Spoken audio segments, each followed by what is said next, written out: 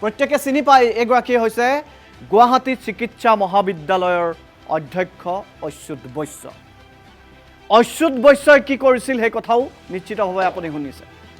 এগৰাকী মহিলা চিকিৎসকক অশ্লীল ইংগিত দিছিল এগৰাকী অচ্যুত বৈশ্য। সেয়া অভিযোগ, সেয়া আমাৰ অভিযোগ নহয়, সেই মহিলা চিকিৎসকগৰাকী।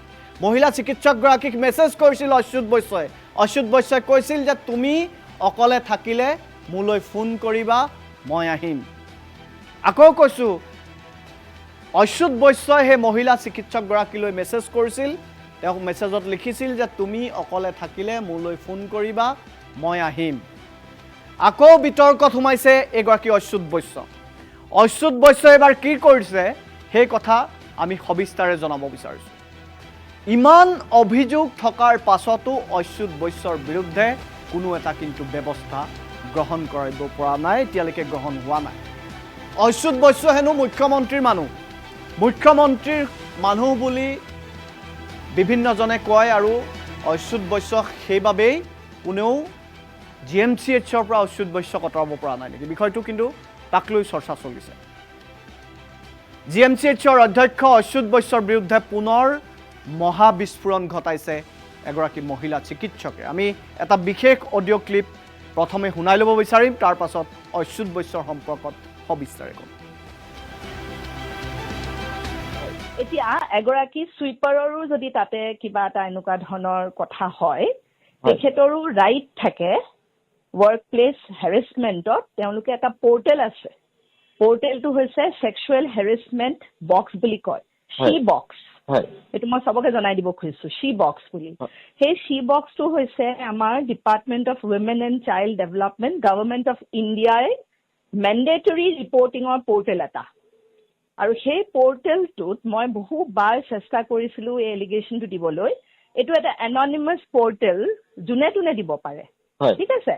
কিয়নো আমাৰ সকলোৰেতো চবৰে ভয় হৈছে ন, সকলোৱে মোলৈ লিখি আছে যে তেওঁলোকৰ এইটো হৈছে, সেইটো হৈছে, মোৰ নিচিনা বহুতৰ হৈছে।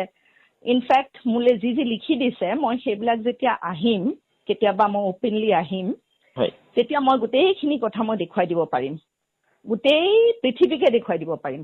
অকল অসমৰ বা গুৱাহাটীৰ মানুহৰ নহয়, গোটেই পৃথিৱীকে মই দেখুৱাই দিব পাৰিম কি কি কি কি তেখেতে কৰিছে আৰু কাৰ লগত কি কৰিছে। আৰু ছেকেণ্ড, মানুহখিনিয়ে কিয় ক'ব পৰা নাই, এইকাৰণে ক'ব পৰা নাই কিয়নো শি বক্সটো আমাৰ গুৱাহাটী মেডিকেল কলেজে এতিয়ালৈকে পৰ্টেলত অনবৰ্ডেই কৰা নাই।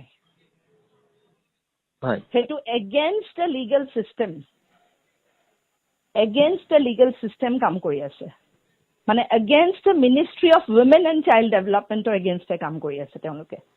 আৰু এইটো এটা ডাঙৰ ক্ৰাইম, এইটো সৰু সুৰা কথা নহয়। এইটো যদি পৰ্টেলত নিদিয়ে, তেতিয়া কোন যাব প্ৰিন্সিপালৰ অফিচত প্ৰিন্সিপালৰ এগেইনষ্টে কেছ দিবলৈ? প্ৰিন্সিপালৰ যোনটো IC কমিটি, সেইখন মই চাইছোঁ, আগতেই চাইছোঁ, সেই কমিটিখন পৰ্টেলত অনবৰ্ড নাই। আৰু মই এগৰাকী পৰ্টেলৰ IC কমিটিৰ মানুহৰ লগত যেতিয়া কথা পাতিলোঁ, তেখেতে মোক কৈছে তেখেতলৈ এতিয়ালৈকে এখন অফিচিয়েল অৰ্ডাৰেই যোৱা নাই যে তেখেত IC কমিটিত আছে। তেখেতক ফোনেৰেহে জনাই থৈ দিছে প্ৰিন্সিপালে এবছৰৰ আগতে যে আপোনাক মই IC কমিটিত ৰাখিছোঁ দেই। IC মানে ইণ্টাৰনেল কমপ্লেইন কমিটিৰ মেম্বাৰ্ছ, তাতে 8জন মেম্বাৰ আছে, ঠিক আছে?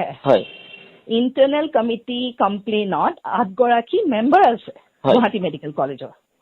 গুৱাহাটী মেডিকেল কলেজৰ যোনজন 8জনকে মেম্বাৰ হৈছে, সেই 8জনৰ 7জনেই হৈছে গুৱাহাটী মেডিকেল কলেজৰ, আৰু সকলোবোৰ প্ৰফেচাৰ আৰু হাই ৰেংক ডক্টৰ্ছ। কিছুসকল তাৰে মুৰব্বী আছে, কিছুসকল প্ৰফেচাৰ মুৰব্বী আছে, আৰু এগৰাকী আছে বাহিৰৰ মহিলা, তেওঁ হৈছে চাইল্ড ৰাইট এক্টিভিষ্ট। মই যেতিয়া তেখেতক সুধিছোঁ যে আপোনালোকৰ পৰ্টেল দেখোন শি বক্সত নাই, মই ক'ত এইটো কমপ্লেইন দিম, তেখেতে মোক কৈছে যে তেখেতক ফোনৰ দ্বাৰাহে কৈছিলে প্ৰিন্সিপালে, এতিয়ালৈকে এখনো অফিচিয়েল অৰ্ডাৰ যোৱা নাই তেখেতৰ ওচৰলৈ, which is a grave mistake and it's a huge crime. ৰাখিছে IC কমিটিৰ অফিচটো প্ৰিন্সিপালৰ অফিচত।